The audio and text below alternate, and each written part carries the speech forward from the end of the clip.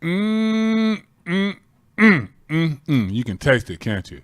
I can, and that means it's time for another Official McCoy podcast brought to you by the good people at No Coast and Officialized Media. Let's get straight into the proceedings. The NFL provided some good content this weekend. It was a good week for the NFL. I really enjoyed it. I actually halfway watched a couple of the games instead of just doing the red zone. The game I did watch though was the Cowboys and Eagles game. I was, it's a big game. It was a big divisional game. That used to be a big deal. It was a big deal last year. Is a big deal every year. Cowboys versus Eagles. If you're NFC East, that's what they play in. That's a big deal for you NFC East people. I don't really mess with the NFC East. I do the NFC West and the AFC West. You know what I mean? I try to stay away from the NFC East. Anyway, Amari Cooper went off for 3 TDs, man. Looked like he was worth that first rounder. He got lucky on that one play, though, where the Eagles player looked like he was about to cry. He was highly upset at himself. I would have cried. And you know what? He had a good line. You know, he's been, ever since he's been with Dallas, 6 games, 642 yards, 6 TDs. It didn't resemble anything like that in Oakland. I'm not even going to bother repeating his stat line in Oakland, but he's been looking good. They got a 2-game lead in the division. He got your boy out there looking halfway decent, but let's be honest. Let's keep it real. Your boy is not out here throwing presidential dimes down the field. He's doing fake handoffs and slants. And Amari Cooper is just so damn fast that he runs away from third-string Philadelphia Eagle defenders. Am I happy for Amari Cooper? Yes, I'm happy. You don't get a chance at resurrection, midway through the season and get on over to an alleged contender from a team that was in shambles. But is Dak Prescott making Amari Cooper look good, or is Amari Cooper making your boy Prescott look good? Any votes? Yeah. Everybody knows what time it is. It's Amari Cooper. And then the fact that they're handing the ball off to Ezekiel Elliott a little more. I'll be praying for Zeke. Don't y'all be praying for Zeke? I'll be praying for Ezekiel Elliott, man. I just don't know, Zeke, how much longer they're going to let you eat like this. Eventually, the defenders start catching up to you. The way he runs, the passion and the style that he runs with, a lot like Emmitt Smith. He's like a bigger, faster, like more jukier Emmitt Smith. Emmitt just used to hit the hole, fall forward for like 6 yards. He does a lot of that. He catches the ball. He tries to jump over people. Where would they be without Ezekiel Elliott in the hands of your boy Prescott? Are they going to try to extend Prescott and Garrett? That looks like a Jerry's World move. Jerry could be fooled. Jerry thinks he's going to win the Super Bowl. You all know what time it is. Jerry's got a winning streak going on. He's got a new toy over there in Amari Cooper. He's giving the ball back to Ezekiel Elliott. Garrett is over there standing like he's calling. Do y'all think Garrett be calling the plays? I got this theory on Garrett. He's kind of got like that Eli Manning face. I just think he be listening on the headphones. I don't really think he'd be calling plays. I think he'd be listening to the offensive and defensive coordinators, and he makes that Garrett face, and then he celebrates when people do right, and then he high-fives. And he looks the part, but if you look at Sean McVay be over there cracking. He'd be looking irritated, sad, happy. He'd be having 2 iPads or Surface Pros in his hands with a headset. It looks like he's calling all type of plays. Garrett doesn't look like that. Maybe you don't have to as a Dallas Cowboy coach, though, because Jimmy Johnson was cool as hell, too. But he's from the U, and we know Jimmy Johnson put in work. Anyway, I'm not rolling with the Cowboys as a contender. I'm staying with pretender. I heard they try to ask Jason Witten to come back, get him out of the broadcast group, re-expose him to the CTE scandal. You know what I mean? In hopes of, saving your boy's career. Anyway, pretenders, not rolling with the Cowboys. NFC East is weak this year. They got a pass, right? Alex got hurt. Now they left with Alex Sanchez. You know what I mean? The Eagles done lost DBs, running backs. Carson Wentz was out for a minute. They got to pass this year and are still barely going to survive. They still got to win out. Things can go wrong in Cowboy land. Speaking of things going wrong, did you see the debacle that happened in Miami, the miracle in Miami? 7 seconds left. Tannehill will throw it, and this will end it after the shovel, or will it? Miami running around, circling. Oh, look out! Francesca didn't have the angle. Touchdown! Oh, Kenyon Drake! A miracle! That was cold-blooded. Was up there, had to be up there with some of the best laterals of all time. Back with Stanford and Cal and all that whole deal when people spilled on the floor. I know that was college, but it was the same type of deal. Gronk was the last line of defense. I'm not rolling with that. Gronk can't move. Gronk got an out, a 5 and out, or a slant, or he go down and sit in the middle of the defense and let everybody jump on his back, man. That man, what's wrong with Bill? I know he tried to get a little creative. He got a little too arrogant for himself and tried to throw Gronk out there as the last line of defense. Man, that man put that in and out on Gronkowski so fast and ran by a small portion of the field that you would have think Gronk could have got to. He's 6'5", right? You think he would have took one step. Man, that dude got through the smallest part of the field, of the sideline on Gronk and scored. And I love what he said. A reporter asked him, when did you know that you were going to score a touchdown? He said when he saw Gronk back there. That's real. Did we really think Gronkowski was going to make that tackle? Or were we just relying on them not getting off a Hail Mary or last-ditch effort of a play? This one's on you, Bill. I know he's doing his good job and falling on the sword for his team, but he has to fall on the sword for a good reason. He's not protecting his team. He protected himself. Gronk was the last line of defense. Did Gronk even have any catches? I ain't been hearing a lot of Gronk news. He had a good game. He had a touchdown, and he had a missed tackle that cost him the game. Well, we're going to leave. That's not on Gronk. That's on Bill. Bill, you got to do better, man. Stop overthinking this. We know you the evil genius, hoodie-wearing defensive mastermind. Does the defensive mastermind leaving this a Hall of Fame tight end for the last play of the game? I don't know. I'm not Bill Belichick. I just know this. I wouldn't have done that on Madden.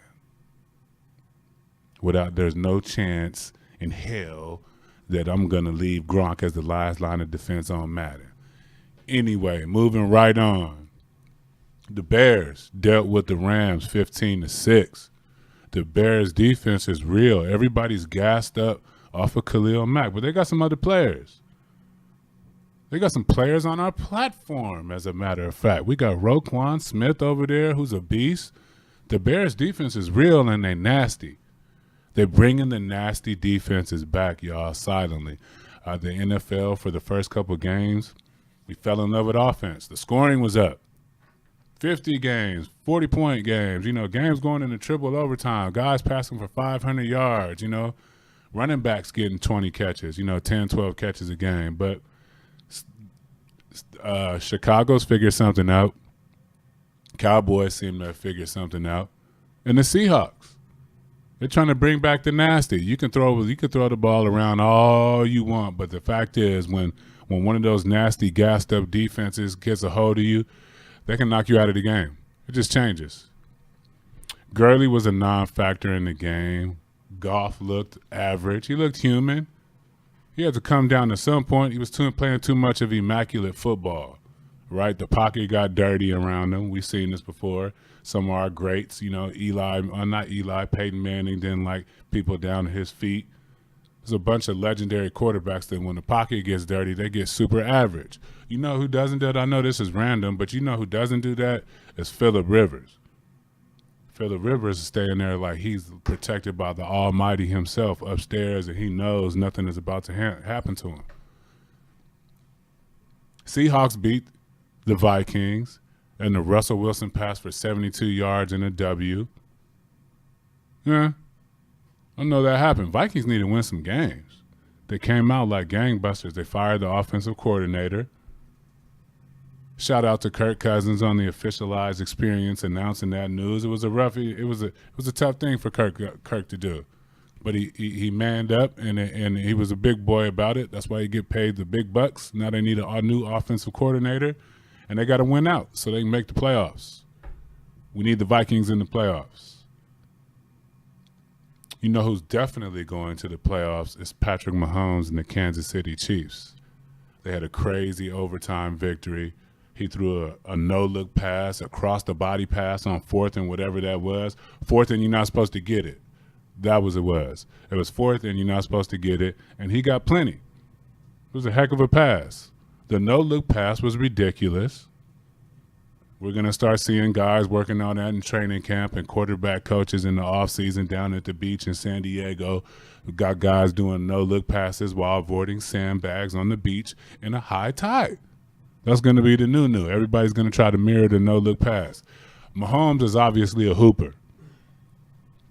Only a hooper at heart would think to throw a no-look football pass. So I think he's probably halfway decent in basketball. That's going to be a big game. Thursday night football, Chargers and Chiefs. Who you got? Isn't it at Arrowhead? It could be at it. I think it is. Yes.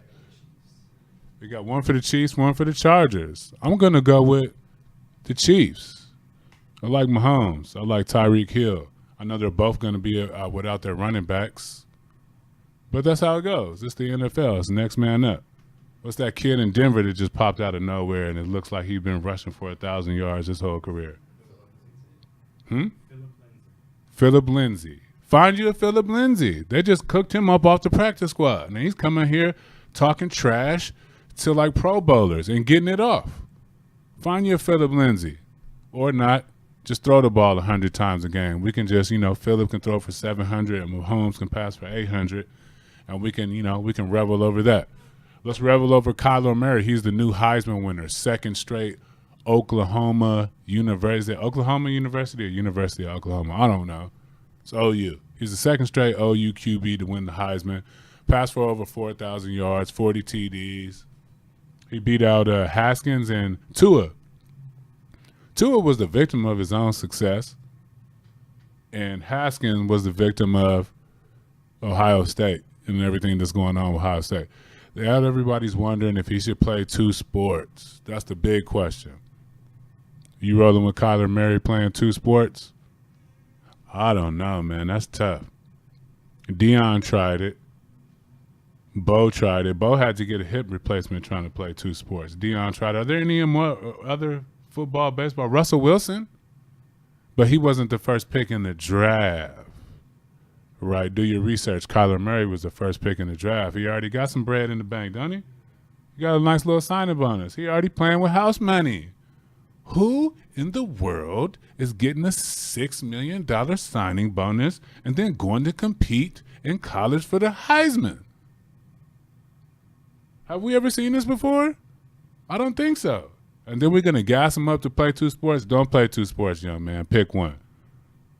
They can't touch quarterbacks in the NFL now. You play baseball, your slide game might be nice, but Bryce Harper about to make damn near $500 million. You can play out of shape in baseball. It's getting a little better now, right? Baseball back in the day when dudes used to pull their hamstring running the half base because the only thing they did was them little jogs in spring training. It's different now. They got Mike Trouts, guys over here looking like Justin. They put the sports performance back over the top of baseball. So, I don't know. I might have to play baseball. Was he a shortstop? Oh, he's a center fielder for my A's. Go play for the A's. You can get roughed up, but let Russell Wilson take that beating and everybody else. Unless you like punishment or unless you just want to be a quarterback. Can he play both? If one doesn't work out, can he play in the NFL and fizzle out and not make a team and then go play baseball? You had to talk to the athletics about that, see how they feel about that. I wouldn't know. Let's move on to something I do know about. I know about that NBA. Played in it, love it, watched it, lifelong fan, Laker fan. You know what time it is. Lakers are pursuing Trevor Ariza, my homeboy, my young bro, UCLA Bruin. I'm all for it. Everybody's pursuing Trevor, obviously for a reason. Trevor is nice, okay? He's good at what he does. Is he the lockdown defender he was when he was 25 years old? Hell no. And who should be? You can't be trying to guard today's NBA player with an extra 30 possessions, picking it up full court. He just needs to play good, solid defense, be good in the locker room, knock down the three-pointer, which he can do and make plays. I don't know who has to leave because Trevor is coming, but they got to go. Sorry, it's a LeBron James team. You don't have a long shelf life. You know, he cooks up another team the minute you don't start doing what you're supposed to do. We haven't seen anything from the homie Beasley, right? The boy, Shree, whatever his name is, the kid from Kansas, the guy they drafted, he's starting to play a little more, but he's not knocking down any shots. Brandon Ingram is a mystery, and he's hurt.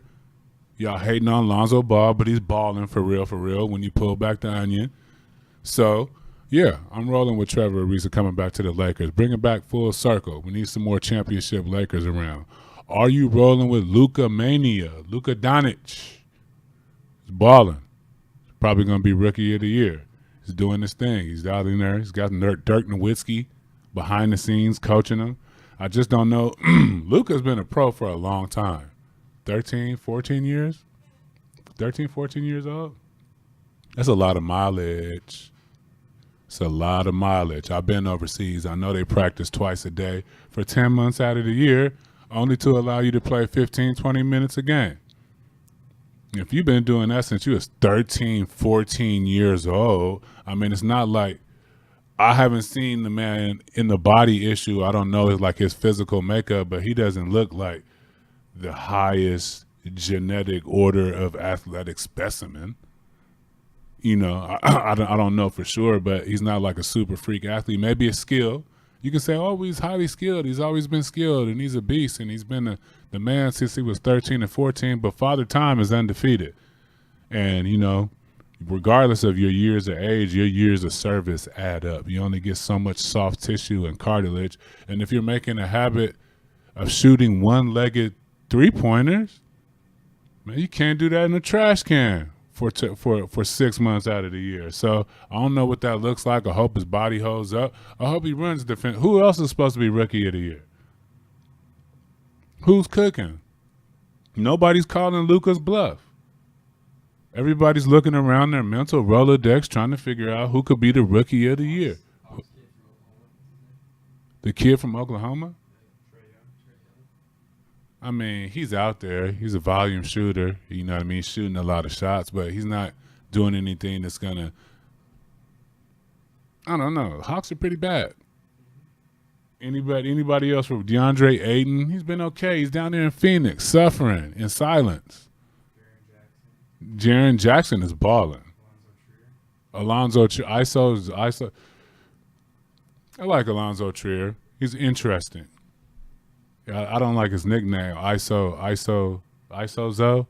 I think that's his Instagram handle, ISO. I don't know how much more ISO basketball we want to see. Anyway, I do like Jaren Jackson is balling though, and Memphis is playing halfway decent because of that. So I don't know. He's got some. Jaren Jackson has to be considered, but he's the favorite right now. He's the thing going on. He's trending on social media. You know, that matters nowadays. That'll get you a Rookie of the Year when you're trending on social media. Speaking on trending on social media, the Bulls got that ass beat, 133-77. It was the worst loss in franchise history. That's not what Mike and Scotty and Dennis and Bill Cartwright plan on leaving behind. Then they held a players-only meeting. They was mad at Jim Boylan, talking about Jim Boylan was too hard on him. He's holding 2.5-hour practices after back-to-backs. He's trying to change the culture, right? They said Fred Hoiberg was too cool. He's the mayor. Iowa State grad. Fred Hoiberg is as cool as you think he is. It didn't work in Chicago. So Jim Boylan steps in, he's trying to change the culture, hold people accountable. So he's doing the old school Pat Riley practice. That don't work no more. You don't get to do that. You know what I mean? They'll quit on you, coach. Newsflash. It's not the 80s or 90s NBA no more. You know, some of these kids don't even look you in your eye when you're giving them instruction. So you mean to tell me that you're going to practice them for 2.5 hours? What if they don't want to practice? Have you ever thought about that? It's real simple. You can come in with your idea of thinking, yeah, we're going to make these guys work, and we're going to have 2.5 hour, 3.5 hour practice. But what if we don't want to practice? We have ways to make it look like we're doing things, and we have agreements, and we'll talk to each other in practice, and you'll think we'll be going hard, or you'll be celebrating. We'll be like, yeah, you know, every other play, give me an Olay. How many more wind sprints are you supposed to run? Heard he's got him doing military-style push-ups. Isn't that the strength coach job? It's 2018, man. I mean, I don't know what that looks like. Asking a NBA player to do military-style push-ups. Maybe it's a shock and awe campaign that Jim Boylan's trying to do. I don't know if it's going to work. Obviously, down in Chicago, if they can't get along with the mayor, Fred Hoiberg, I don't know what they're going to do with Boylan. Maybe management is bought in. I don't know. I don't really care that much about the Chicago Bulls like that either, to be honest with you. Where they did D-Rose, my personal opinions, I just never really been a Bulls fan. I'm still salty Mike switched hands on my Lakers. I still have never gotten over that. Maybe I will. Steph Curry doesn't believe that we landed on the moon. And I think it was on the same podcast where Kyrie Irving said the earth was flat. What's going on in that podcast? They need to check the green room, dog. What are they giving them? Are those real? They think they eating the regular gummies. Maybe they eating the other ones.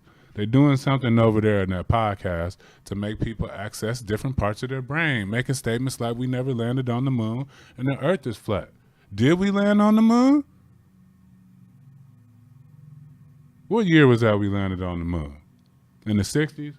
I wasn't born, dog. I wasn't here. So I can't attest to if we landed on the moon or not. It's all kind of conspiracy, right? The shadows are off. They said they did it in New Mexico. Stanley Kubrick directed it. It's been funnier stuff to go on with our countries, I don't know. And I don't really give a damn if we landed on the moon or not. That wasn't no step for mankind. While they was landing on the damn moon, there were still people that couldn't vote and women that couldn't get jobs. And you know what I mean? And books and shit wasn't available for everybody while they were around dicking on the moon trying to leave everybody. Neil Armstrong, I'm glad that he gets his love and doing all this, but there was a whole bunch of shit going on the planet that made the moon. Maybe that's why they did it. There's so much going on Earth, they had to, create some content. I think that was the first evidence of content and what content could do to the populace was the Neil Armstrong landing on the moon. I don't know. Like I said, I don't really give a damn. I don't plan on visiting the moon when they offering the tickets. Are you going, Justin? Anybody want to go to the moon? I'm cool. Probably can't afford it. Yeah, I'm cool. Even when they get the price point right, I'm cool on the moon. It ain't cracking on the moon, dog. Anyway, the NASA dude, the director of so-and-so at NASA, invited Steph to the lunar lab. The NASA spokesperson invited Steph to the lunar lab, whatever it is, at the Johnson, whatever, Space Museum. You know how they got names on the buildings over there at NASA, people who donate to weird stuff the scientists do at NASA. So I invited Steph over to the lunar lab for all the evidence that we did land on the moon. But come on, dog. They're making Transformer movies. You know what I mean? They're making live-action Transformer movies. You mean to tell me by the time we landed on the moon to 2018, they couldn't create something at the lunar lab to make it look like we landed on the moon? Have you seen what they can do with technology nowadays, fool? I don't know. That's good. He got an invitation to NASA. That's cool. I would take them up on that. Steph, go make them prove that we landed on the moon. Mr. Spokesperson. Transition on the Clippers silently trolling Kawhi in Toronto, doing their due diligence, trying to get they're doing a database on Kawhi. I wouldn't let their ass in the arena at Air Canada Center. They need to send out a memo to all, need to figure out if they got Clippers organizations people in there scouting on Kawhi. You got to get them up out of there. Where is the best spot for Kawhi? Toronto. Look at the big brain on Justin. Now his is coming out. You see what happens when you're with the right people and you collaborate with the right people. You start thinking together. This is fantastic. Good on you, Justin. He should stay in Toronto, or unless he's coming to play with LeBron James. I'm a Laker fan, bro. I pitch. I'm a Laker fan. I won a championship for the Lakers. I pitch. Pitch Lakers. Where else you going to go? It's the Lakers. You don't want to play with LeBron? LeBron? What is the whole deal with people not playing with LeBron? Didn't he let Kyrie Irving run around doing the little Uncle Drew thing, let him win a couple games in the NBA Finals, let him cook during the playoffs? Like, here, take the ball. Go do the Kyrie thing so I can chill and, do my thing in the first quarter. If you can get Kawhi Leonard and LeBron James on the same time, you do it. Everybody got to go. If that's the case, you know what I mean? If you can get it, we'll figure everything else out later. But at the same time, I think the best place for him is Toronto. It fits his personality. I played for the Raptors. It's a dope organization, a dope city. They're fully supportive of the Raptors. So you either stay a Raptor or become a Laker. A lot of people trying to speculate that him and KD go to the Clippers because Jerry West is over there. You never know. Jerry could pull something out of his hat. He's done it before. He's done it for the Lakers, and I don't know if he's planning to do it for the Clippers, but KD and Kawhi at the Clippers ain't a bad look either. But if you're going to come to L.A., man, you got to come to the Lakers. Don't play yourself and go over to that other locker room. Come to the Lakers, man. LeBron and D-Wade had a hell of a moment during their last games, the last game they're going to play against each other, and people was hating. I didn't understand. People were commenting. They didn't appreciate the bromance. And you know what I mean? And they tried to read into what they were talking about after the game. I guess he said something that could have been the last game could have been here or New York. So now everybody's speculating that he could go to New York or come. Leave that alone. What's wrong with two of the better players in the National Basketball Association who are having their last game celebrate each other? The bromance has been going on for a minute now. I don't think that D-Wade gets to tap out how D-Wade wants to tap out. Everybody, remember Kareem had the best retirement out of everybody. Everywhere he went, every place they went, they gave him a gift, right? Some teams gave him a car. One team gave him like a big throne. They're like everywhere he went, they gave him like these special gifts. And that's what Dwayne Wade deserves. Y'all can put up with like Jeremy Lin, Carlos Boozer, and Swaggy P doing that little deal that they did after the Lakers won one of their 9 games that year. But we can't watch D-Wade and LeBron talk and celebrate each other. It don't make any sense. It's just, why does he have anything LeBron does is always treated with a side eye? What more does he have to do? You want him to build a school and a college? You know what I mean? What more does the man have to do? He's already, he's got the Lakers in 5th place. He's mentoring the young Lakers. He's talking to Kobe, working with Magic. What more does he have to do? Why is it always a side eye when LeBron want to get in front of the camera? Who else we gonna put in front of the camera? How many more personalities in the NBA are out there that should be replaced LeBron James as the face of the NBA? What? Is there any names going to – and I don't want to hear nothing about no Joel Embiid. Steph's not really a personality. I don't think he wants to be out there like that. I think he tolerates that. Anybody else? No. He's the ad hoc. He's the guy, the face of the NBA. He's been the face of the NBA for the last couple of years. Kevin Durant. Can't have Kevin Durant as the face of the NBA. He's moody, and he likes to hoop in peace, like we said. If he's not hooping right or something's going on, he can't be the face of the NBA. Kawhi, Chris Paul, no, it's LeBron James. He gets to do whatever he wants to do, right? This is what happens. Kobe got to do whatever he wanted to do. Shaq got to do whatever he wanted to do. When you take on all Lakers, by the way, when you take on the face of the NBA, you got to have somebody out there that can just healthy enough for that responsibility. And time after time again, it's LeBron James. So let go of the whole, we didn't want to see this bromance play out in the middle. What else was you supposed to watch? Half y'all ain't got cable anyway. You streaming, or you got your little Hulu or whatever it is that you have cable? Do you have cable? Millennials.